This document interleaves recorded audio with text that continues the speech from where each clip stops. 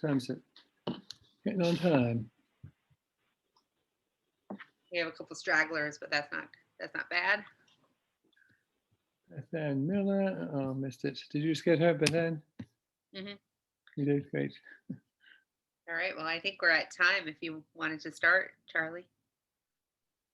Yes. Good afternoon, everybody. My name's Charlie Hutchison. Am I muted? I can't see myself. You are not muted. Good. Hi, everybody. My name's Charlie. I live in Westminster, Vermont. I'm a board member of the Vermont Science Teaching Association, and I'm a former middle school teacher and elementary school teacher in Maine and Massachusetts, and I've worked a lot with teachers on how to get how to bring the science practices in particular alive in science classrooms, particularly in the middle school, and peripherally getting them to do this outside. But that's not been my main thing. But I think we're going to hear a lot about the same kind of skills that are needed to get outdoor education to work well today. So thank you all for turning up today on a lovely sunny day. This is the first in a series of what we're calling office hours from the VSTA, where we invite a distinguished expert or thought leader in the field of outdoor education to talk about their experience and just to inspire us, give us hints on how to create. I'm echoing for some reason or other. How to create communities around building buy-in for outdoor education in our schools, and what are the real benefits for students. So our guest today is Dr. Cheryl Charles. She's a neighbor of mine here in Westminster, Vermont. She's on the school board in this town, but she has a long and storied history in the field of outdoor education. Some of you know her very well. Currently, she's the adjunct faculty and founding executive director of the Nature-Based Leadership Institute at Antioch University in Keene, New Hampshire. I knew her from way back when she was, and still is actually, the founder and emeritus director of the Children and Nature Network, based in Minnesota, which was one of the leading advocacy groups and research entities really promoting the idea that of the huge benefits to children and to society and to the natural world of getting kids out of the classroom. So I knew Cheryl when I was applying for a grant to do exactly that way back in the NSF, and she was going to be the advisor on my project, which was not funded. But at that time, I was inspired, and I know she's worked closely with Richard Liu, who wrote the fabulous book, Lost Child in the Woods. Some of you may know about this, but it was a seminal work back in the early 2000s about the steady erosion of connection between children and the natural world, and all the problems that this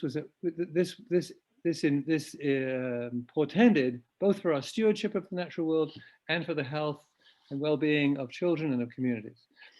And so Cheryl has been at the forefront of this work ever since. Before that, she also, as she was just telling others earlier, was the founding director of Project Wild and Project Learning Tree back in the day. That was a long time ago. She did that while she was getting her PhD in curriculum and instruction at the University of Washington in Seattle. She's also a former high school teacher. So Cheryl has spanned the whole range of this work.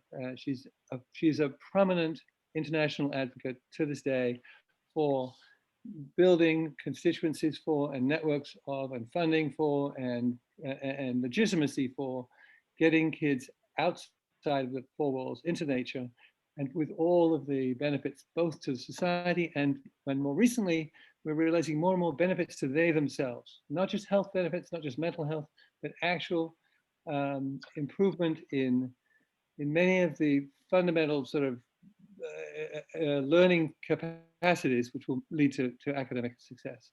So I was remarking to her earlier when I was talking about this that it's too bad we don't have too much research that really directly links kids' experiences outdoors to their academic success indoors. And she told me, no, in fact, there is such research. And she's going to talk about that today. And that's the wonderful news, that not only do we know that it's good for kids' mental health and their social well-being, and it's good for the environment, but it's also good for them as students academically. So I'm going to hand over to Cheryl and say welcome. Thank you for agreeing to be with us today, and take it away. Oh, that's interesting. I didn't give you guys that. That's that's great. Well, hi everybody. I'm glad to be here. That's delightful to join you all, and thank you, Charlie, for that introduction. I do have a few slides to share with you. I think when Charlie mentioned to me this series that the Vermont Science Teachers Association was going to launch on the topic of outdoor education, he framed it such that I would be the first in the series. You'll see, if you guys are noticing, that I have just disappeared from your screen. I'm still here on the phone, and that's simply because I live in the hills and dales of Westminster, Vermont, as does Charlie. But in my situation, I frequently lose internet connection. So I'm back visually, but but I didn't get lost by phone. So at any rate, I'm here. And as was indicated early on, if you want to make a comment or ask a question or something like that, do so in the chat, and we'll go from there. I thought that I would just share with you some of the highlights of the current research to really help us all not only build a rationale for the importance and the power of outdoor nature-based and place-based learning, but to be able to prepare you to tell others about why it's so important, why it's so valuable. So just know that out of this session, our goal is for you to feel grounded in the evidence. And then in the subsequent sessions, you're going to be getting more details from other speakers about how you do it. Not to say that we won't do some of that today, but my real purpose in being with you is to instill in you a sense of the current evidence, the logic behind this, the power and the strength behind the opportunities available to you as educators when you do open the door and take children outside. So I'll start with this. It actually is the case that when I founded the Children and Nature Network with Richard Louv, as Charlie mentioned, we did so in 2006. So that's now 14 years ago, 15 years ago. And at that time, both Rich and I knew that we needed to assemble the evidence then. We needed to be able to say to people, this is what the research says. Why is it that children are getting increasingly disconnected from nature in their everyday lives? And what are they losing? What are the benefits to them? So I pulled together the best of the evidence, the research studies that I could find at that point in time, and published the first of what we referred to as our annotated bibliographies of research. We would find peer-reviewed and other studies, but studies that were of high quality, summarize them and put them on our website. I want you to know the Children and Nature Network website is really easy to find. It's just the words children and nature spelled out, so childrenandnature.org. And so if I started with 20 of the best studies and looked high and low to see what was out there. We now have more than 1,000 studies on our website. It is a great resource if you're trying to find funding yourself, if you're trying to find, ways to, again, buttress the sort of rationale for your own work. But when I looked at all of this evidence at that point in time early on, and it's gotten even stronger as these years have gone on, not to be glib, but when I looked at it, I said, well, my gosh, the evidence is clear that children tend to be happier, healthier, and smarter.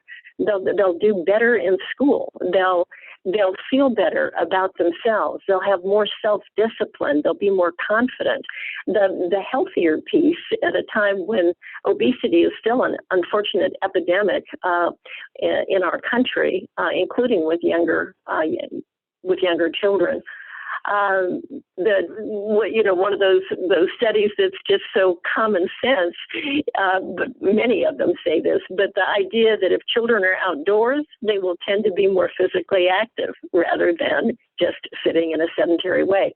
So to get us started here, the evidence is strong and clear that children overall, are more positive in their attitudes. They feel better about themselves. They're more cooperative, more collaborative. They're literally physically healthier, and they will tend to do better in school. So we'll talk a little bit more about that. And Maggie, you can move to the next one where I just offer a few more details about some of the benefits. We see an increase in children's difficulty in focus, in concentration. A great many children who are diagnosed with attributes of attention deficit hyperactivity disorder or things along those lines. Children with a variety of learning differences, but specific in this case, some of the work that Andrea Faber-Taylor and Francis Ming Kuo have done that still stands, that just having children with these characteristics, these attributes, with this diagnosis, they can be outdoors in a natural setting for as little as 20 minutes and come back in to a classroom setting and take a standardized test, and they will do as well or better than children who were on medication. So just to know that there are these wonderful nature-based mitigating approaches to helping children focus, calm down, feel more rested. The research gets stronger and stronger in this area. This is just one example of one study, and there are many more around this. So I've actually addressed both of these points, the ability to focus, and tied to that, of course, is enhanced cognitive ability. Nancy Wells is the researcher I'm citing in the second bullet there. So Maggie, the next one. I've said this to a degree. This is tied to, again, some of the earlier research that is being replicated, expanded, and enhanced over time, but not just the mitigating factors of ADHD and similar kinds of conditions that are showing up in children, but overall feeling less stress, having more self-discipline, doing better in relationship with others. And yes, that comes and is enhanced, especially when children are literally outdoors in nature. But it's interesting, just a view. So your classrooms with windows, with access to the out of doors where you can see it, those things help as well. So keep that in mind. And actually, I just bringing natural materials into your classroom, plants and things of that kind, will help to create a more soothing, peaceful, and calm environment. And these are kinds of things that many of you already know and probably do. I think I'm emphasizing it today because the evidence is now so strong that I want you to feel confidence in sharing these points with others. And to the last bullet on this slide, this is where some of the most significant progress has been made in recent years. I'll speak more about it, but we can now say with confidence that outdoor classrooms, outdoor science, nature-based, and place-based education literally is associated with significant student gains in academic achievement. Significant student gains. So let's go to the next slide. And this is drawing from a study that I cite for you there, published in 2019. And what's important about this is that it's a substantial review of the literature to that point in time. So it's not one study, it's drawing on a variety of studies. And Ming Kuo, the same scholar that I mentioned with some of the early research more than a decade ago, is the lead author on this, the one related to ADHD and some other kinds of things having to do with stress reduction and higher self-esteem. Ming is at the University of Illinois, Urbana, continues to do outstanding work. I've worked with her as a part of a collaborative research network for the last decade. And when she and her colleagues here came out with this study in 2019, and it's open access, easily found, easily available.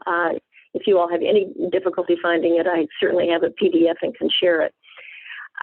What's so important about this synthesis of the evidence at this point in time is that it's the first time that the scholars have said the evidence is so strong and clear, we can now talk about causality, that literally nature-based outdoor learning experiences are a causative factor in positive student outcomes.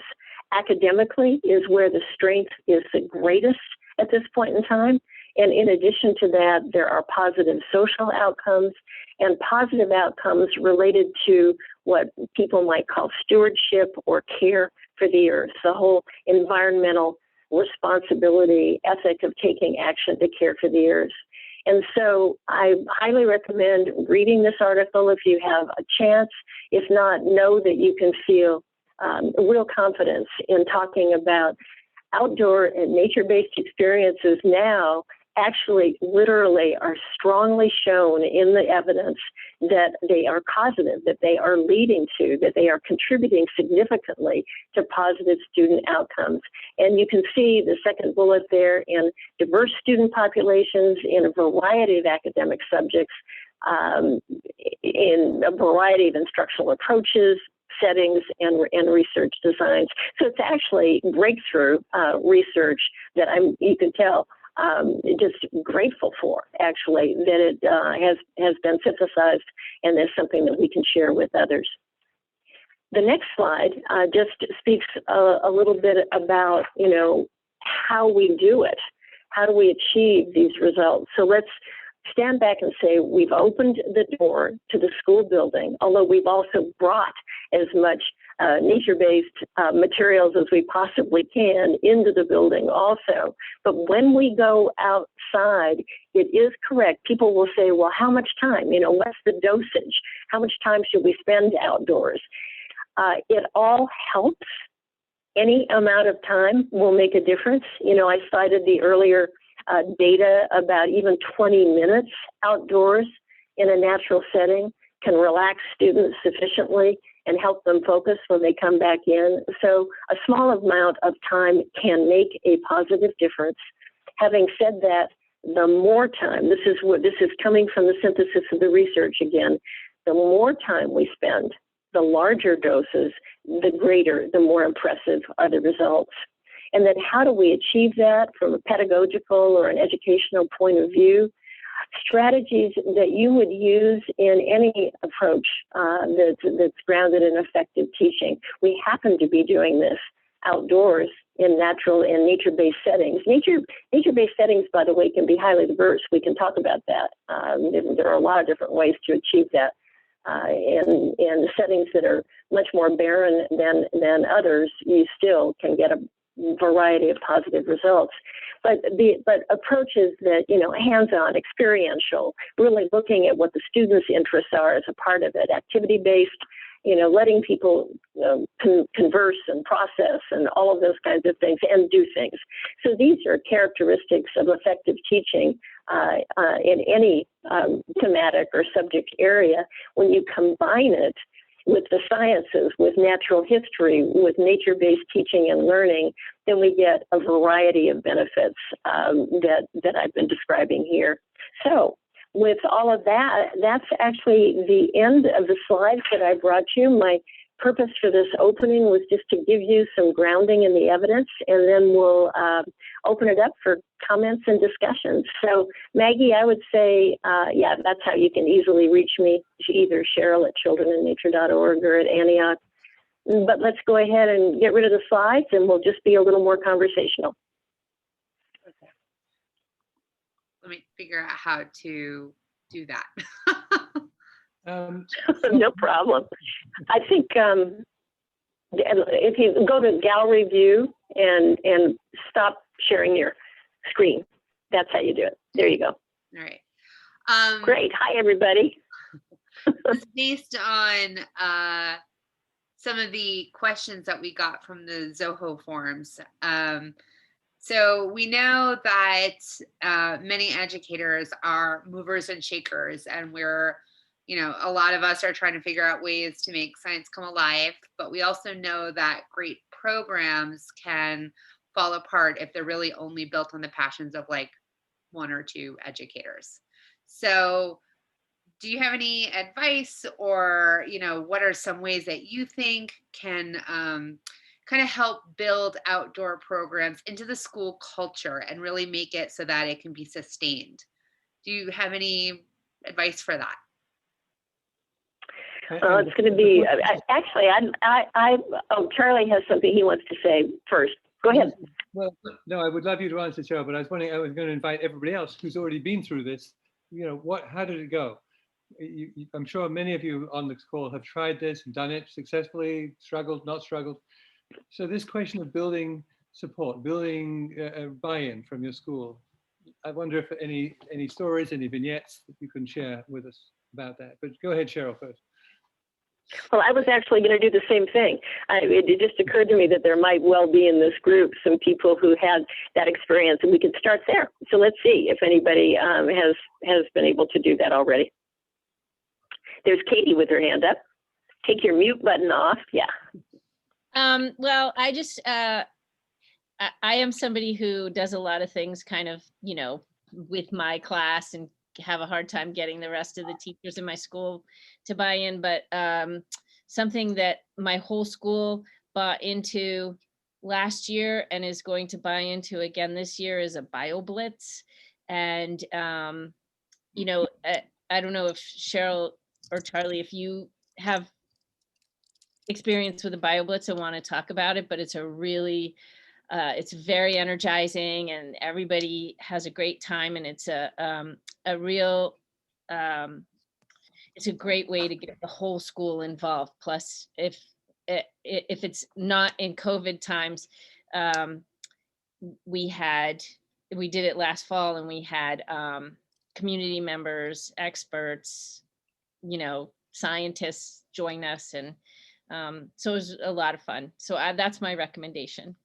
Well, and that was BioBlitz. I'm sorry, just BioBlitz, BioBlitz. Mm-hmm. All right, I'm going to put that in the chat so we have.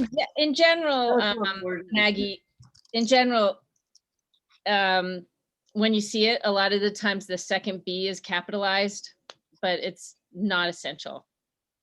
But tell us a bit more about what it is, or what it was in your case, Katie. Well, it's a sort of this one period in time, and it can be one day, it can be a week, it can be, maybe 2 weeks, but it's a single period in time where everybody goes out and sort of does an inventory of a certain area. And there's, you bring collecting boxes and magnifying glasses and data sheets, and you just are collecting all the data of as many living things in a certain area as you can find. And you can, sometimes schools compete against each other, and you can use iNaturalist, which is a fabulous app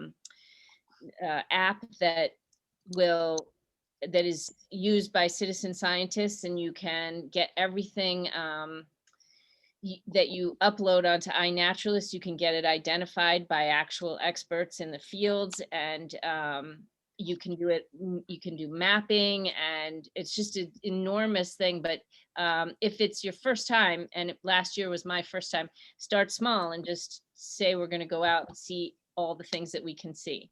Count how many, crickets we see in this little small area, and take pictures and upload it to iNaturalist. So that's a nutshell. I don't know if other people have done BioBlitzes, they might want to add to it, but it got the whole school and the whole community involved. I have lots of questions about what happened next, but before we get to that, I was wondering, have other folks done anything like that, or want to share some vignette? Amy had her hand up. Somebody? Oh. There we go.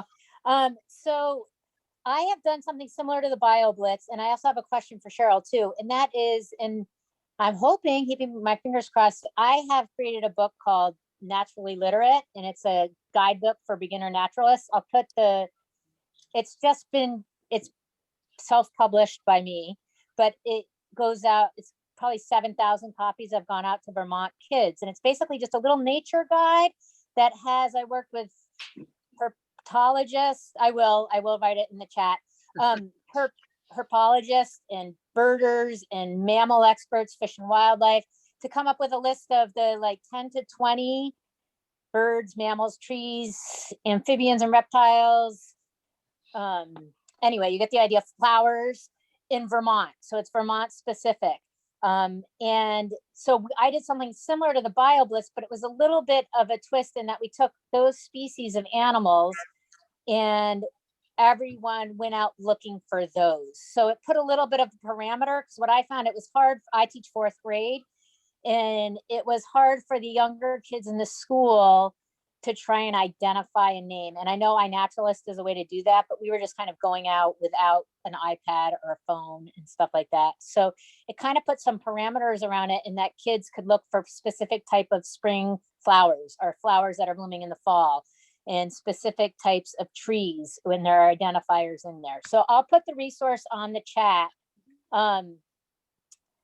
And I have like a Google slide that shows it. But anyway, I wanted to share that. And then my question for Cheryl, which we can get to after everyone is done talking about this, is that I created this booklet for my own class, and then it sort of just ballooned out from there. But my idea is that getting kids to name the things around them, I feel, and I don't have any research, but I feel like that connection helps them become better stewards. So when they're making decisions about the environment, kids or adults, if they can name the things around them, they have a deeper connection. And I'm wondering if there's any research to back that up. That's like my own personal observation, that, and I'll give the like 4th grade example.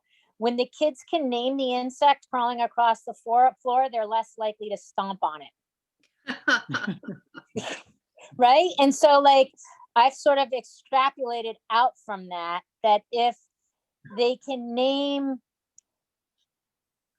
a red fox or, like anything of particular type of bird, they're more likely to then have a deeper connection to it. So that's my question, because that's just anecdotal from me. And I would love to have research for it, because my goal is to get these books out to as many kids. I sell them to teachers at cost, so they're $3 a book, and they're at bookstores and stuff too. But I just want to get them out in people's hands, particularly kids, so that what I'm thinking is a deeper connection to nature can be formed at an earlier age.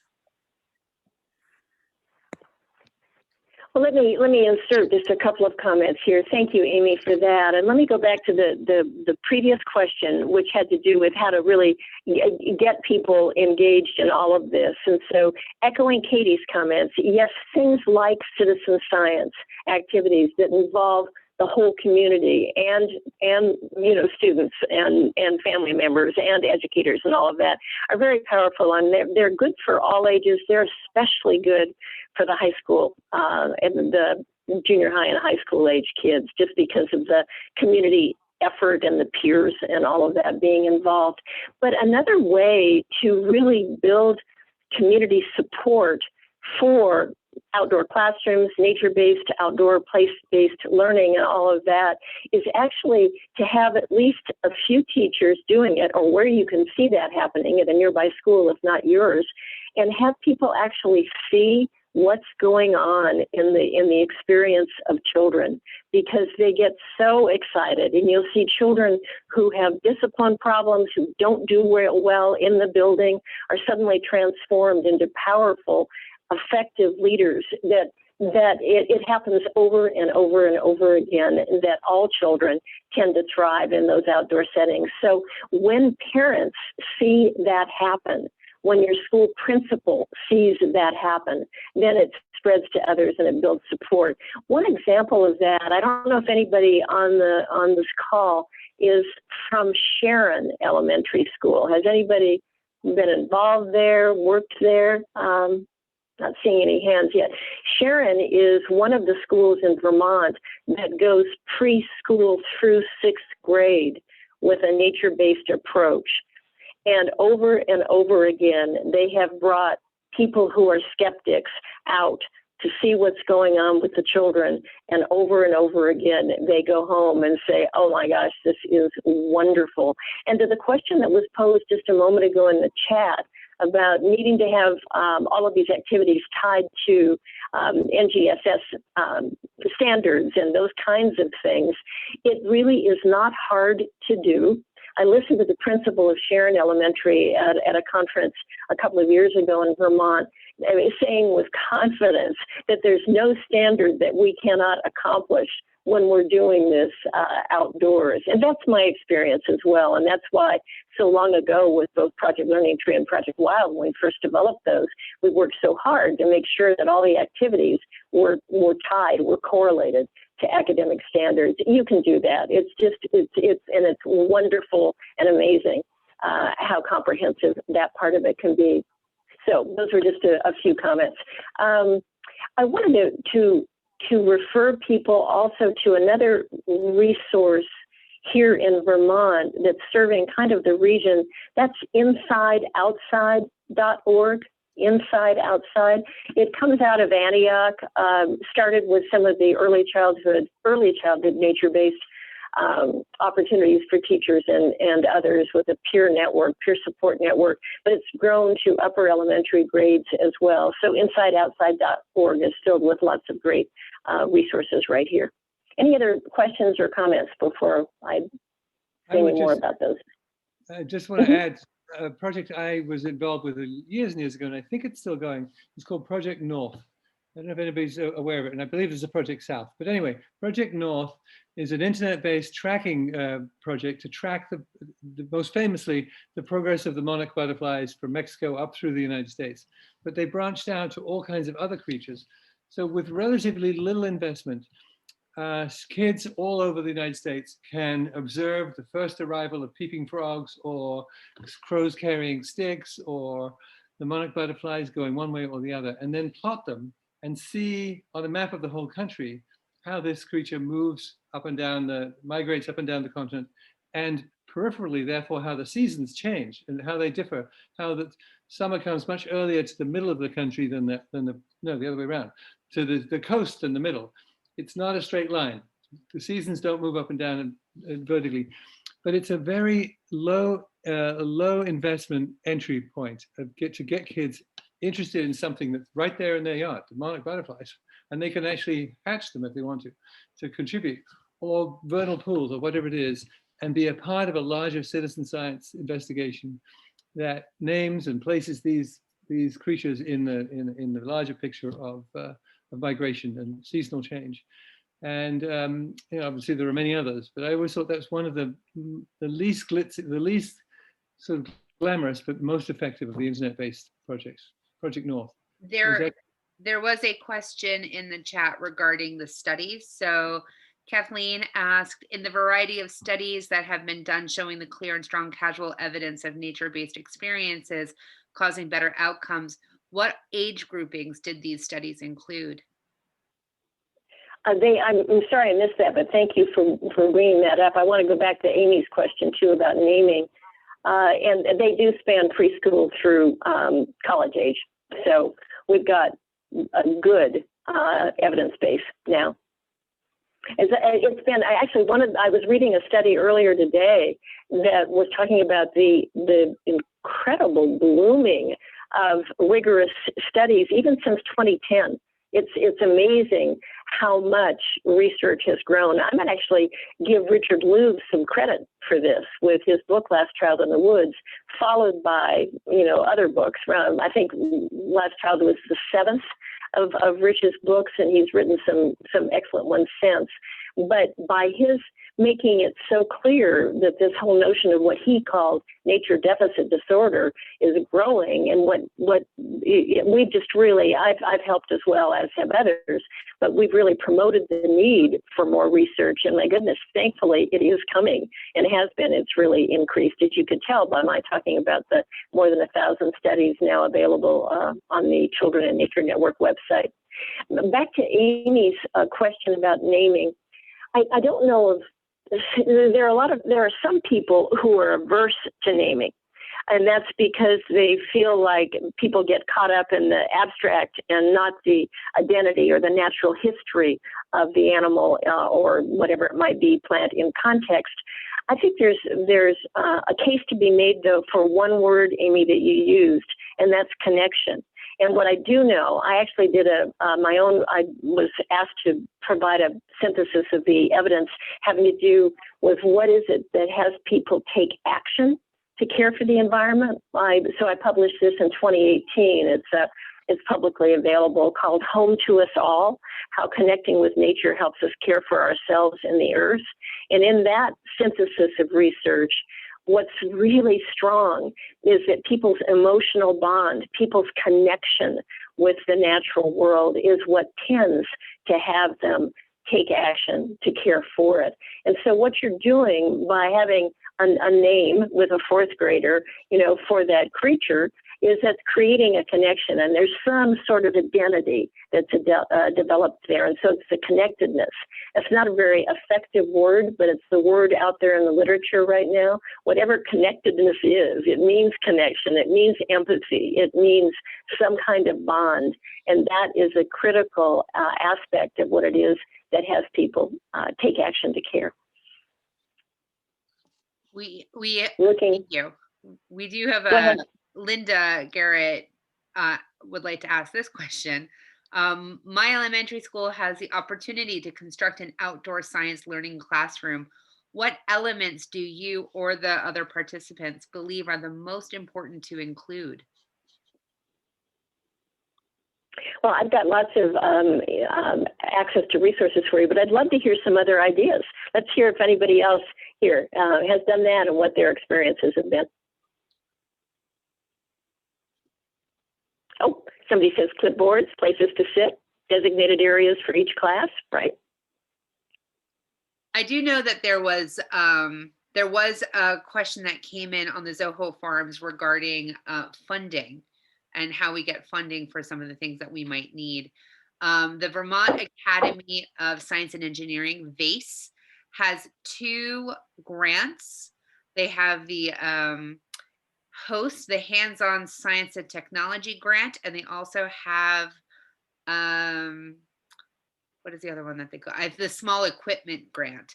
And they usually open the grant application, I believe, in September with a closing in like maybe October. This year, because it was different, they actually did, they opened it twice. They just closed it on March 22nd. And they award 10 applications, anywhere between $500 to $1,000, and it can be used for a variety of different things. I really feel like the host grant would really fit because that's really the hands-on science. It really is meant for learning opportunities that are outside the classroom walls. So outdoor education.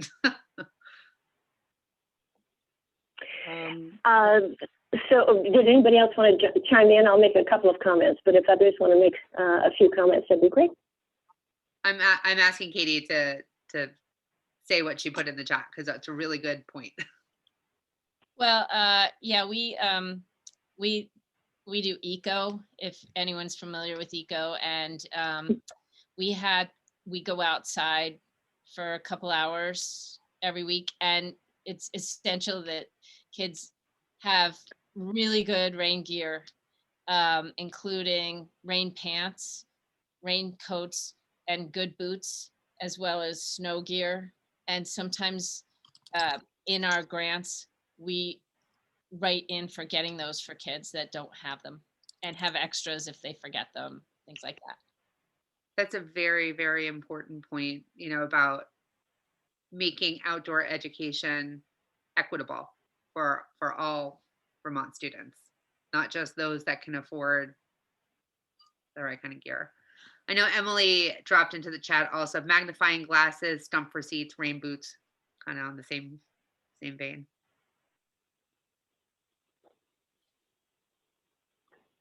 Well, so back to the insideoutside.org website, we published a couple of position statements having to do with taking learning outdoors, especially in COVID times. I think the first of these, and I'm talking about a group of people associated with Antioch, one of whom is David Sobel, who's done so much to really, help create the climate for understanding the positive benefits to children and educators overall from all of this.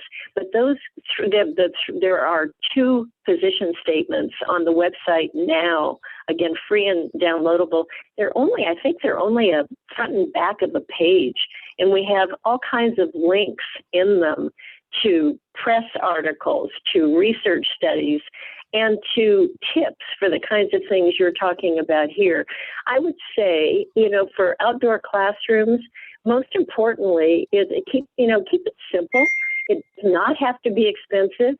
I mean, loose parts are one of the things that are most compelling about what goes on with nature-based, science-based investigations outdoors, things that people can handle, manipulate, work with. But truly, it does not need to cost money. And you can get so much done with community volunteers, with parents and others. It's really creating the time and the space and making it a priority. And in Vermont, we're so fortunate that we have so much around us easily. Back again to having the right clothes. There's no question about that. This adage that came to me out of Scandinavia, you've probably heard, but no such thing as bad weather, just bad clothes. So we really, truly need to have our children and our teachers prepared for all of that. We also, I think professional development, and also peer learning communities, those of you who are teachers, to have other teachers to talk with, to get support, to get ideas.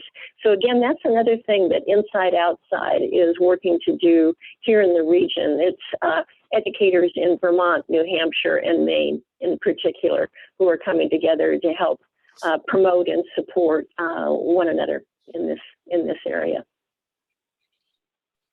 Any other comments or questions? I did have my hand raised just because I know that this kind of came up both in the chat and also in the Zoho forum. So there are questions about ways that we can connect specifically the NGSS to outdoor education. And I think the place to start, just as the NGSS person at the state, is really to consider looking for phenomena, because that is an absolute way to really hook a student. It's true, a phenomena doesn't have to be phenomenal. It could just be an observation, but what better way to engage a student in observable, quantifiable data collection, and than just taking them outside. And I think that from the research that I've done in how to properly connect the NGSS to outdoor education, what Cheryl said before is any standard, really, you have to unpack it. You have to look at the 3 dimensions, but there is no reason why you wouldn't be able to take any standard and see if there's a connection for outdoor education. Especially with that hands-on inquiry process that we want students to be engaged in, the depth in which we want students to learn the standards. And really, it's an opportunity to have students engage like field scientists. I think back on my own educational history and being in undergrad school and being like, oh, I got to go on a stratigraphy field trip and taking, my meter sticks and going on the sides of highways and being like, all right, I'm going to measure this stuff. But those field trips, those experiences deepened my understanding of that content so much that it made me fall in love with that science. So thinking about that in regards to the NGSS, I think it just connects so well. So that's all I want to say about that. Well, if I could pick up on that, Maggie, I absolutely agree with you. I would say my own preference is never to go to the standards first. It's to go to the outside first and say, what is there about this place that has an essential course in it, that has something important or interesting or fascinating? We'll always find a standard to mix it, to match it, but start with what's there, so that we maximize the likelihood that kids will get excited, get engaged, be feeling like they're doing something useful or helpful or important or interesting, and then fill in the blanks with the standards. Quite honest, that may be sacrilege, but I would always start with where we are, what's there, and what's going to be successful, and the standards could come next. So it's a little sacrilegious, I'm not gonna lie. It is a little sacrilegious, but hey, we're allowed to be sacrilegious about standards, aren't we? Well, push back on me then, if you don't think so. For me, the most important thing is that the experience be a success. Then if we can make it meet a standard, that's great too. But the most important thing is that it's a successful experience for the children. Kathleen says that maybe the dichotomous difference is that that's the more project-based approach. But I think that she does bring a good point, which is, we are in Vermont held accountable to those standards. So we do want to make sure that what we're doing can jive. Like if my administrator comes in and is like, what are you doing? I need to make sure that I can say, okay, within the, within hopefully a district coordinated curriculum, these are my critical performance indicators or critical proficiencies, and this is how we're going to be attempting to do them. I can reflect on my own practice again, where I think that looking out into the community to see where those community partners are is incredibly important, especially when we're thinking about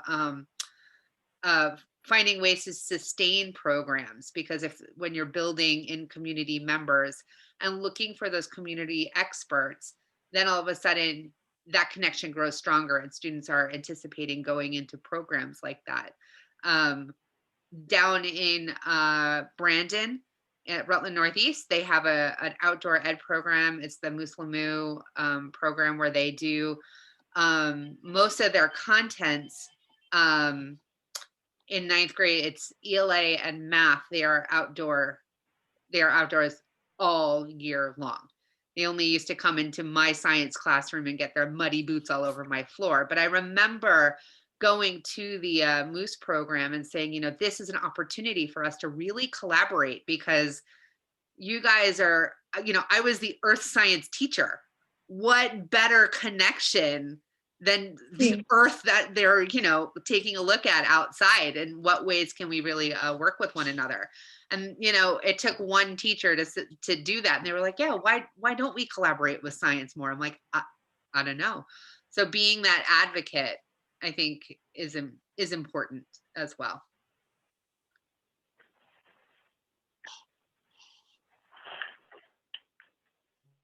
Amanda? Yeah, go ahead, please. So I say this as a veteran teacher, that I brought my children out for eco, expecting this grand result. I had this fabulous lesson, which actually I drew from Project Wild. And I had children running through the trees and throwing, it was crazy. These children who are well behaved in the classroom, right? So I went to a seminar and they said how we release children out of our classrooms for recess and dismissal.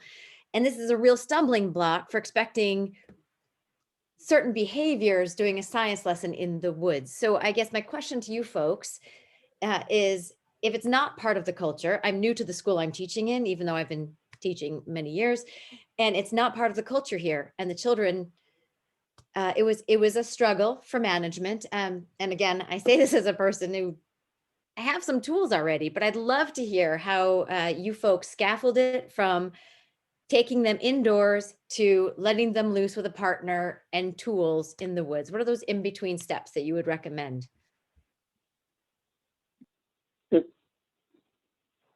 Well, that's a great and important question. Does anybody in the group have any comments for Amanda? Any suggestions? Any ideas? No one's stepping up yet. First of all, again, let me reinforce what a valid question that is. You need support, and you do need, the children need to be prepared in fairness to them. I think a couple of the people who are doing in Vermont some of the best work around this, one I think you guys already know through ECO, and that's Amy Butler. who works with the eco, which is it West Branch? What's the name of that nature center where she's involved? Somebody going to tell me. North Branch. Thank you. Thank you. And her colleague from Maine, Ann Stiers, S-T-I-R-E-S, they both do a lot of really good work. Eliza Minucci, also from Cowiche, is another one in our state. They're all really good on risk management and helping you as teachers figure out how to set those ground rules, how to create those parameters. And so I'm going to send you back to Inside Outside again, just because they're directly involved. And, you know, we're a group of about 10 of us who are advisors to Inside Outside. And I saw, Kathleen, you said you've taken a course with David. He's one of them. So about a dozen of us. And I just named Amy Butler, Ann Stiers, and there are others who really have been doing it day in, day out, outdoors, and addressing the kind of issue, Amanda, that you raised. So I don't minimize it. No easy answer here. And you do need to have real preparation at every step for the children and for others in the school. May I just, you mentioned support. Do you mean, so you're right, I was alone, so there was no easy way to, and we have a 90-acre campus, so there was no easy way to run after a child who is now, yes. And I appreciate your graceful answer, because this is not an easy thing to share with a bunch of professionals. So support, Right. yes, but do you mean, so the kids, and we all know this, the kids who need to be out there are the same ones that struggle to follow the guidelines. And I have 7th and 8th graders. So baby steps. Okay. This is what I'm looking for. Thank you. So yes, exactly. Excellent. Thank you. I'm also wondering about inside the classroom, are there opportunities to kind of let the reins go a little bit inside the classroom to start building that culture? Yes. The Yeah. problem, of course, like labs, right? And I do the NGSS, I do the natural phenomenon. Yes. But the interesting thing is that they continue to see it as woods recess. That's the huge stumbling block for this group that I have inherited. So, but I like the baby steps, and middle school, yes. But there was a general disregard for the tools and expectations of the lesson, which was perplexing. I didn't see that coming. I thought they'd be really excited to do it. I was like, let's go play in the woods. Anyway, okay, thank you. I'm gonna read these. Amanda, I would say that anytime somebody shares something like that, we know, and I can say it's true for me, that there are several other people in the group who've had the same experience. Yeah. It's certainly been true for me. Way overreached myself, not really thought through, and I'm not saying you didn't, but what would be the parameters here? And then we just start again. I mean, the big thing is not to think that it's a failure, that it's just that it's a skill. That they have to learn, you have to learn, we all have to learn. I love the Lord of the Flies comment. I know just what you mean, and I was stunned. I did not. Anyway, didn't see it coming. Thank you. Well, and this, of course, is one of the big, I mean, this is true of any hands-on science. My expertise is mostly indoor science and hands-on engineering projects. And it's the chaos that everybody's terrified of. It's the loss of control that teachers fear most. And the reshuffling of the power dynamics between kids and between teachers and kids. And it's a whole new learning sphere for everybody. And what I always say is, as we just heard, is start small. Start with little baby steps, and and gradually, you hope the kids will find that they will understand that their buy-in creates a more meaningful experience for themselves. Ideally. Charlie and Maggie, let me just make a comment. We only have about 5 minutes left in the official time that was set aside here. And I'm happy to stay for a few minutes after. I'd like to make just a couple of comments, though, as my part of the closing here, if I could. But before I do that, let me just see if there's any other kind of quick question or comment that anybody wants to make.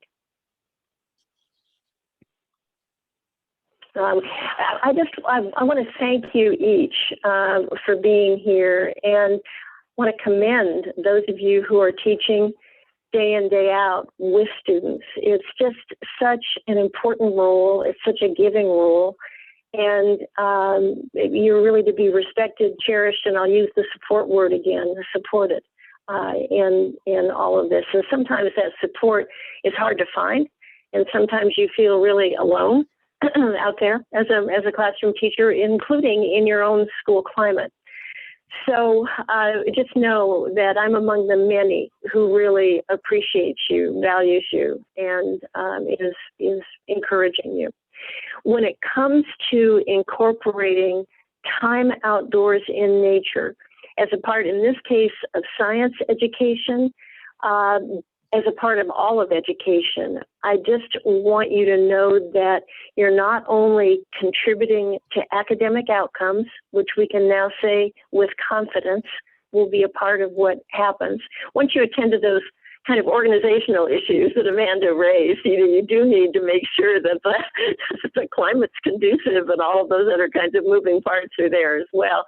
And that's not, that doesn't happen overnight, and it can be done back to the baby steps kind of thing. But do keep trying, because even just being outdoors will reduce the stress level, will increase the collaboration, will nourish the creativity and confidence in children.